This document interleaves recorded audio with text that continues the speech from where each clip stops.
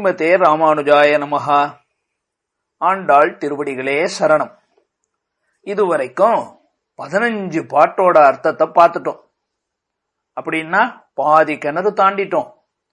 இன்னும் 15 பாட்டு பார்க்கணும்.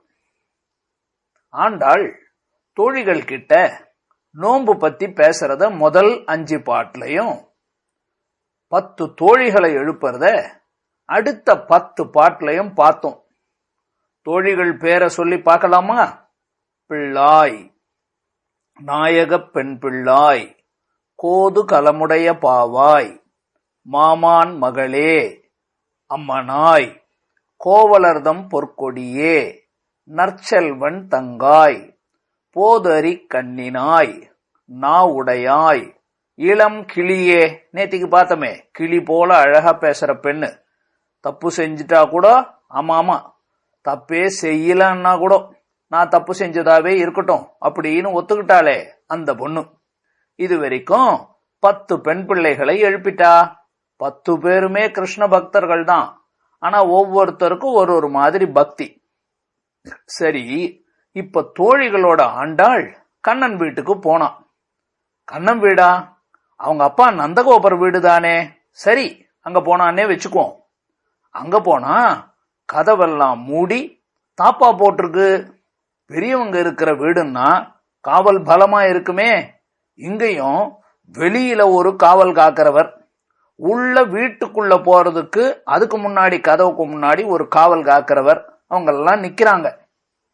ஆண்டாள் அவங்க 2 பேர்கிட்ட என்ன பேசி கதவை திறக்க சொன்னா அப்படின்னு பார்க்கலாமா?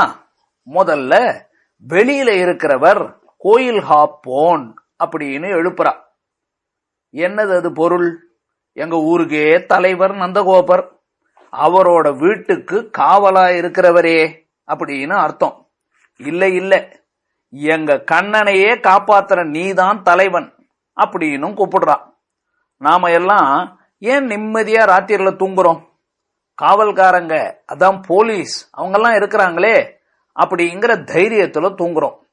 அத போல நம்ம நாட்டை காப்பாத்துற ராணுவ வீரர்கள் எல்லையில குளிர், மழை, வெயில்னு நின்னு காப்பாத்துறதுனாலதான் நாம நாட்டுக்குள்ள நிம்மதியா இருக்கிறோம் இல்லையா? நாம கூட அவங்களுக்கு எப்பவும் மரியாதை கொடுத்து நன்றியோட இருக்கணும். இவங்க இப்படி எல்லாம் சொன்ன உடனே அந்த வெளியில இருக்கக்கூடிய கோயில் காப்போன்னு என்ன சொன்னார்? சரி உள்ள போங்க அப்படின்னு விட்டுட்டான். உள்ள போனா பாதுகாப்பு அதிகமா இருக்கு. அங்க இருக்கிற வாயில் காப்போன் இதுதான் நந்தகோபர் வீடு அப்படிங்கறதுக்காக கொடி கட்டி வச்ச இடத்துல நிக்கிறதுனால கொடி தோன்றும் தோரண வாசல் காப்போனே அப்படின்னு கூப்பிடுறா. நந்தகோபர் வீட்டுல எப்பவும் விழா கோலம் தான். எங்க பார்த்தாலும் தோரணம் கட்டி ரொம்ப அலங்காரமா இருக்கும். அவரை கூப்பிட்ட உடனே அந்த உள்ள இருக்கக்கூடிய வாசல் காப்போன் அவர் கேட்கிறார், என்ன வேணும் அப்படின்னு கேட்டார். அவர் கேட்ட உடனே அழகான நவரத்ன மணியால செஞ்ச கதவை தாப்பால திறந்து விடு அப்படின்னு கேட்டா ஆண்டாள். அதுக்கு யார் அது இப்படி நட்ட நடு ராத்திரில வந்து கதவு தரன்னு கேட்கறது? காலம் வேற கலிகாலமா கெட்டு கிடக்குது. எங்க பார்த்தாலும் அசுரப் பயல்கள், கண்ணுக்குட்டி, பாம்பு, கொக்கு, குதிரை, கழுத அப்படின்னு வந்து கண்ணனை கொல்ல பாக்குறாங்க. அதெல்லாம் திறக்க முடியாது, காலையில வாங்க அப்படின்னு சொன்னார். ஆண்டாள் சொல்றா, இது என்னது இது? எங்களெல்லாம் பார்த்து கடைசியில அசுரர்கள்னு சொல்லிட்டியா அப்படின்னு பேசினான். பாருங்க, சின்ன பிள்ளை கண்ணனை கொல்றதுக்கு கம்சன் அனுப்புன கண்ணுக்குட்டி தான் வத்சாசுரன், பாம்பு தான் அகாசுரன், கொக்கு தான் பகாசுரன், குதிரை தான் கேசி, கழுத தான் தேனுகாசுரன். அப்ப கண்ணன் தூங்கும் போது பத்திரமா பாத்துக்கணும் இல்லையா? அதனாலதான் இங்க ரொம்ப கடிபிடி. ஆண்டாள் சொன்னா, வந்திருக்கிறது பெண்கள் அப்படின்னா. அவன் சொன்னா, வாசல் காப்போன் சூர்பனக கூட பெண்ணு தானே அப்படின்னா. ஆண்டாள் சொல்றா, அவர் ராட்சசி, நாங்கள்லாம் நம்ம இடையர் கோல சிறுமிகள், எங்களுக்கு பயக்கப்படணுமா அப்படின்னு கேட்டா. அதுக்கு அந்த வாயில் காப்போன்னு சொன்னா, பூதனை வந்து பால் கொடுத்து கண்ணனை கொல்ல பார்த்தாலே அதுல இருந்து எடப்பெண்கள் கூட எங்களால நம்ப முடியல. சரி சரி, நீங்கெல்லாம் பேசுறத பார்த்தா நம்புறாப்புல இருக்கு, எதுக்கு வந்தீங்க அப்படின்னு கேட்டான். அப்படி கேட்ட உடனே ஆண்டாள் சொல்றா, நாங்க சொல்ற வேலைய செஞ்சு அப்படியே என்னடி வேணும், உனக்கு என்ன வேணும், உனக்கு என்ன வேணும் அப்படின்னு ஓடி ஓடி எங்களுக்கு வேலை செய்யக்கூடிய கண்ணன். அவன் எப்படி இருக்கான் தெரியுமா?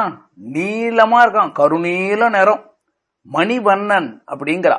நீல மணி போல நல்ல அழகான கருப்பான நிறத்துல இருக்கக்கூடிய கண்ணன். அவன் என்னடி சொன்னான் உங்களுக்கு அப்படின்னு கேட்டார். உள்ள இருக்கிற கோயில் காப்போன் வாயில் காப்போன் கேட்கிறார். அவர் சொல்றா, அவன் தான் எங்களை வர சொன்னான் அப்படின்னா. நேத்திக்கு நீ பார்த்திருக்கணும்டா, இன்னைக்கு நீ எங்களை இவ்வளவு கேள்வி கேட்கறியே, நேத்திக்கு கண்ணன் எங்க காலில் விழுந்து கிடந்தான். நீங்க நாளைக்கு வாங்கடி, உங்களுக்கு அடிக்கிறதுக்கு பேரி வாத்தியம்லாம் கொடுக்கறேன் அப்படின்னு வாயை திறந்து ரொம்ப அழகா சொன்னான். அதுக்கு உள்ள இருக்கக்கூடிய வாயில் காப்போன்னு கேட்டான், கண்ணன் சொன்னாலும் நீங்க சும்மாவா வந்திருப்பீங்க, எதையோ எதிர்பார்த்துதானே வந்திருக்கிறீங்க, சொல்லுங்க எதுக்கு வந்தீங்க அப்படின்னு கேட்டான். அவன் கேட்ட உடனே ஆண்டாள் சொல்றா, நாங்க அப்படிலாம் கெட்ட மனசோட ஏதாவது கிடைக்குமா அப்படின்னு வரல. கண்ணனுக்கு காத்தால எழுந்த உடனே அவன் எழுந்துக்கிறதுக்கு பாட்டு பாடுறதுக்காக வந்தோம் அப்படின்னு சொன்னான். ராஜாவெல்லாம் எழுப்பணும்னா பாட்டு பாடணும் இல்லையா? ராஜாவை எழுப்புறதுக்கு பெரிய பெரிய பாட்டுலாம் பாடுவாங்க.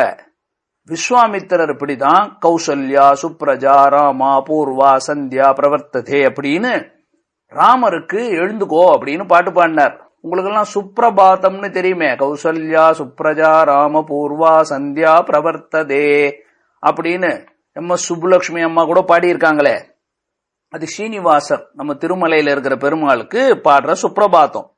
அதே போலதான் ரங்கநாதருக்கு தொண்டரடிப்பொடியாழ்வார் திருப்பள்ளி எழுச்சின்னு பாடியிருக்கார். கதிரவன் குணதிசை சிகரம் வந்தனைந்தான் அப்படின்னு பாடியிருக்கார். அது போல நாங்களும் கண்ணனுக்கு காலையில எழுந்துக்கிறதுக்கு பாட்டு பாடுறதுக்கு வந்தோம் அப்படின்னு சொன்னான். இத கேட்ட உடனே அந்த வாயில் காப்போன், சரி சரி இருங்க வரேன், அப்புறம் வேற என்ன விஷயம் அப்படின்னு பேச்சு கொடுத்தான். ஆண்டாள் சொல்றா, திறக்கணும்னு மனசுல முடிவு பண்ணிட்டே இல்ல, அதுக்கப்புறம் எதுக்கு சும்மா கேள்வி கேட்டுக்கிட்டே இருக்கிற, நீ எங்களுக்கு எல்லாம் அம்மா போல இல்லையா, நல்லவன் இல்லையா, திறந்து விடு அப்படின்னு சொன்னான். அதுக்கு உள்ள இருக்கக்கூடிய வாயில் காப்போன் சொல்றார், சரி சரி நீங்களே திறந்துட்டு வாங்கோ அப்படின்னா. அதுக்கு ஆண்டாள், இது உனக்கு ரொம்ப பிடிச்ச கதவு, நீ சொல்ற பேச்சுதான் கேட்கும், அதை தவிர நாங்கெல்லாம் பொம்பளை பசங்க, எங்க தாப்பால் இருக்குன்னு தெரியாது, இது வேற மணிக்கதவு, அதுக்கப்புறம் இத தள்ளணுமா இழுக்கணுமா தெரியாது, அதனால நீயே உன் கதவை திறந்து விடு அப்படின்னு சொல்ல அந்த வாயில் காப்போனும் கதவை திறந்து விட்டான். சரி, உள்ள போனா கண்ணனோட அப்பா அம்மா அண்ணன் எல்லாம் படுத்திருக்காங்க. அவங்களை எப்படி எழுப்பினா அப்படின்னு நாளைக்கு பாப்போமா.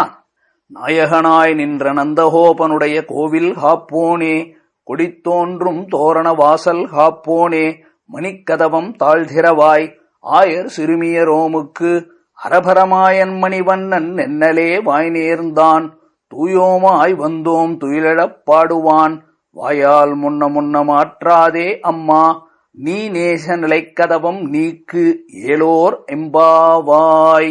ஆண்டாள் திருவடிகளே சரணம். ஸ்ரீமதே ராமானுஜாய நமஹா.